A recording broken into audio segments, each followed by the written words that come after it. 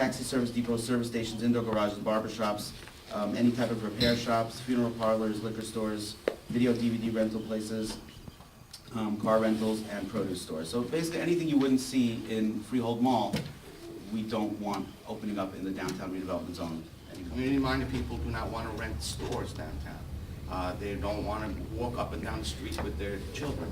The Strand Theater is not a draw to the store owners, either side, the Spanish, the American, the Orthodox. It's not a draw to any of those businesses right now. So I don't use the Strand as a draw. The Blue Claws draws nobody to the downtown. It's just a fact of life, just a fact of the way it is. It's not a knock on anybody.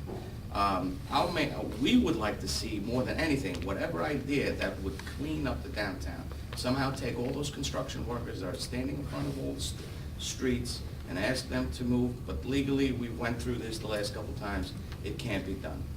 Ladies that are walking with their children with a carriage, walking down the street, are scared to cross 2nd Street, 1st Street, 3rd Street.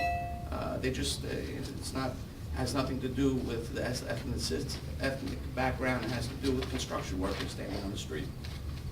What can we do to clean up the street, promote business, ask people to fix up their stores or redevelop their stores, limit the amount of stores that are duplicating over and over again, hair salons, money transfer stores, and just seems to bring those same clientele over and over, and it's flooding the downtown with a certain kind of clientele that are not conducive to any business. So if we can limit them somehow, that is what we're trying to do. So that's right. So we're gonna actually amend the zoning as soon as possible. Okay, the other thing was, number 2 was the discussion of the first draft of parking lot changes, signage, and enforcement issues. Of course, Jan explained, we have to do an inventory of exactly what parking spaces we have, where we have them. Or get from Meyer the ones that we But- do, so I will do that. Right, the basic goal of, just to clarify what the basic goal is to make sure that all parking that is in parking lots that applies to certain specific needs, that those areas that can be delineated will be given over to those needs. For example, the small parking lot on the side of where Good Housekeeping used to be, that obviously is very far from the municipal building, but it's so close to businesses that if we designate that as only 2-hour parking, it makes more sense. And of course, by corner of 2nd, first I just want to clarify, the parking lots behind corner of 2nd are already 2-hour parking. They're written in the code as 2-hour parking. No, the ones behind corner of 2nd, those 11 spots are corner, anything north-facing, any north-facing spots are right away 2-hour parking. So can we put up the signs already? 1 hour, but for now, you know that it is 2-hour parking. I don't know if can he call the police if he sees a car there parked for more than 2 hours? There's no signs, how are they gonna know?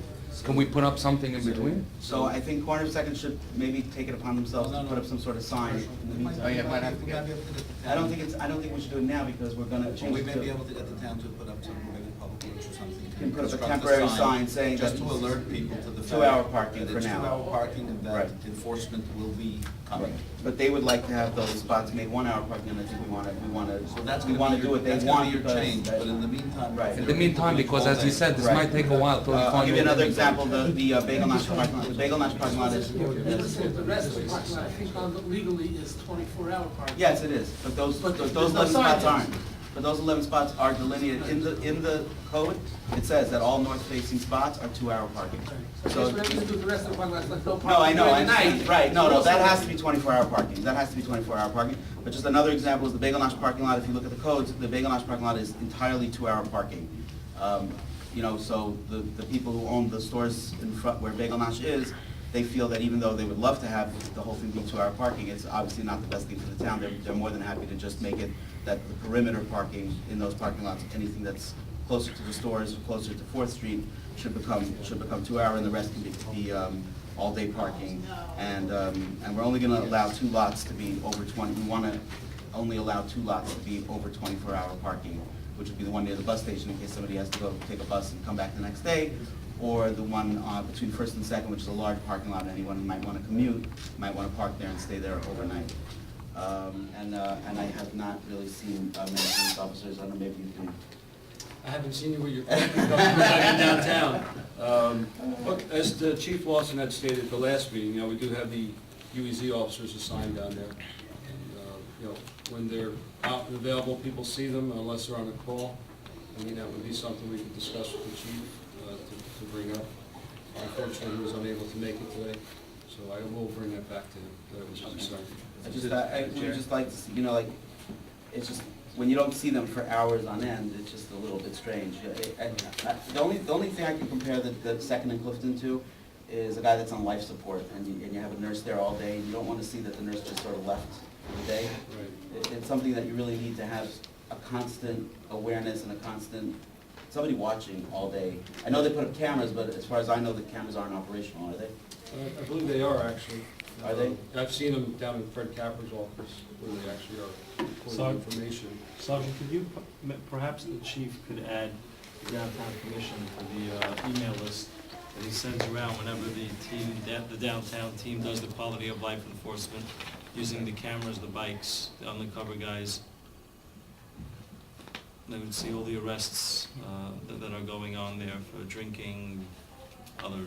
I mean, I personally called the police on it. There was a man harassing families that were walking down the street. Harassing, screaming, cursing at people.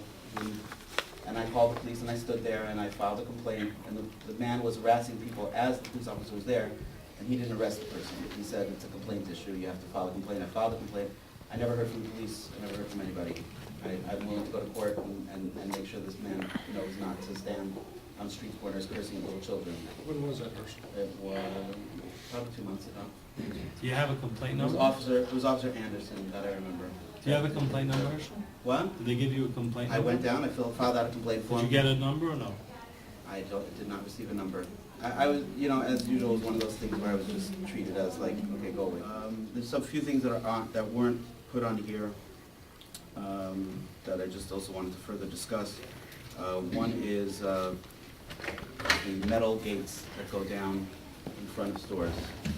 Tom, do you have metal gates in front of your store? We have protector, you can see through, it's like a grill. Right. Solid. But you don't keep it on closed during the day, right? So besides, you know, obviously, and I'm not saying this exception because Tom's on the commission, but obviously it makes sense that if you're a jewelry store or a silver shop or any store selling, or, you know, just high-end selling anything expensive, that you should be allowed to have some sort of a gate. But if all you're selling is exotic sprays for your witchcraft or whatever you're selling, and you keep your gate closed 5 days a week, it really makes the town look ugly. Or if you're a kosher supermarket and you keep your gate down all the time, it's really not a very attractive thing. So I wanted to see if we can, who would we talk to about enacting an ordinance to make everybody open up their grills? Or is there an ordinance and now? keep them open. Don't It's know. quality of you're- life. In other words, if something is an eyesore in front of, if there's a store that, I'll have to take a look at, can it be interpreted as given to make it look like a store or make it look? you know, it's not uncommon to have architectural controls and limitations on specific areas, and this may be incorporated. I don't know if I could I open the don't Hebrew think that National there's hot dog anything stand next to the currently farmer's market. Deals with that, but I will check. I think what he's mostly referring to is that there are some stores that just, their steel gate is completely down for the last 2 years, but there's. Some are down, some of them have been down for 2 years, and some are down, currently they're down 5 days out of the week, 4 days out of the week.